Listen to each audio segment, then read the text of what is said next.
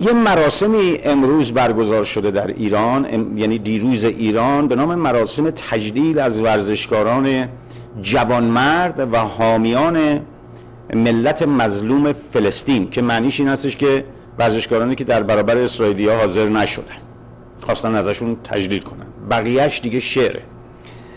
آقای قاسم رضایی که پارسال گفتیم بهتون شرکت نکرد و محروم شد، کنار کشید، حالا هرچی که هست، در این مراسم حضور داشت و صد البته مدال طلا آور المپیک پکن هم بود و ایشون اونجا صحبت‌هایی در این مورد و موارد دیگه انجام دادن که من هایلایت این صحبت‌ها رو براتون میخونم. خبرنگاری در خصوص مقایسه رقم‌های پرداختی به بازیکنان فوتبال و ورزشکاران المپیکی از قاسم رضایی پرسید که وی اظهار داشت قهرمانان ایران در المپیک پرچمداران کشور ما در مسابقات مهمی بودند که با افتخارات بزرگ پرچم عزیزمان را بارها و بارها بالا بردن، اما فوتبالیست ها در ایران و برای خودشان بازی میکنن، پس نباید این دو رو با یکدیگر مقایسه کرد. این در جواب فکر میکنم خداداد عزیزی بوده.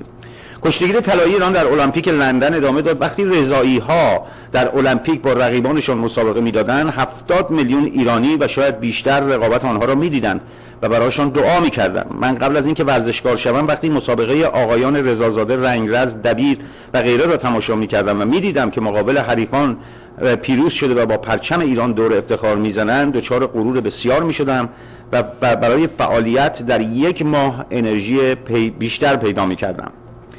بعدن ایشون اومدن این افاضه رو فرمودن. رضایی در خصوص پیام مقام معظم رهبری، من عین نوشته رو میخونم، پس از افتخار آفرینی ورزشکاران ایرانی در المپیک اظهار داشت سال قبل هم که برابر حریف رژیم اشغالگر قدس مسابقه ندادم، رهبر عزیزمان برایم پیام فرستادن که این اتفاق برای من بسیار با ارزشتر از کسب مدال طلا بود. من ورزشکار و همه مردم باید تلاش کنیم تا در عرصه‌های مختلف رهبر عزیزمان را شاد کنیم.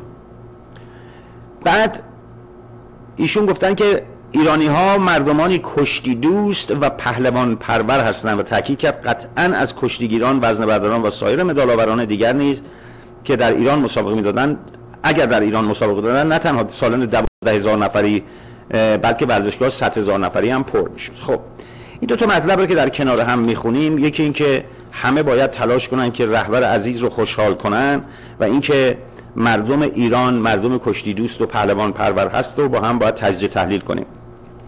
خوب گفته ولی سوا کرده اینها رو. به نظر من این دوتا از هم سوا نیست، بلکه درست در نقطه مقابل همدیگه قرار میگیره.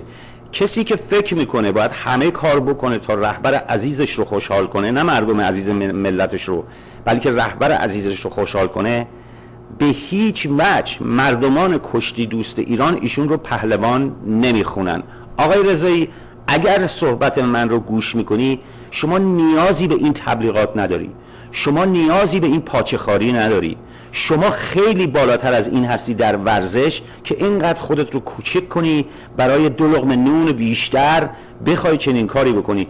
اگر این حرف رو نمیزدی و میگفتی من مدالم رو به ملت ایران تقدیم میکنم، به مردمان کشتی دوست و پهلوان پرور ایران تقدیم میکنم، جایگاه رفیعی داشتی. هرچند ممکن بود که به جای چلو کباب نمیدونم آبگوشت و نون پنیر و سبزی بخوری، ولی آدم بزرگی میشدی در مملکت ما. ولی اشتباه کردی، فرصت رو از دست دادی به نظر من و من متاسفم واقعا. هنوز جایگاه قاسم رضایی از نظر ورزشی سر جای خودش هست، هیچ کاری با اون نداریم.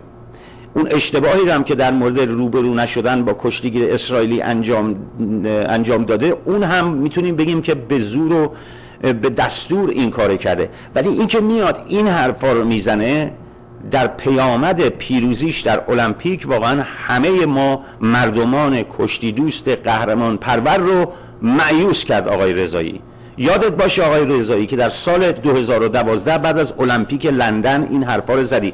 ببین چه بر سر آرش اسماعیلی آمد، ببین چه بر سر آنهایی که آمدند و مدال تقدیم کردند و اینها آمد. ارزش و قرب و منزلت خودشون رو در برابر مردم از دست دادن. گیرم که یک نفر که معلوم نیست فردا باشه یا نباشه، شما داری مجیزشو میخونی و پاچه خاریشو میکنی. بنابراین راه اشتباهی داری میری.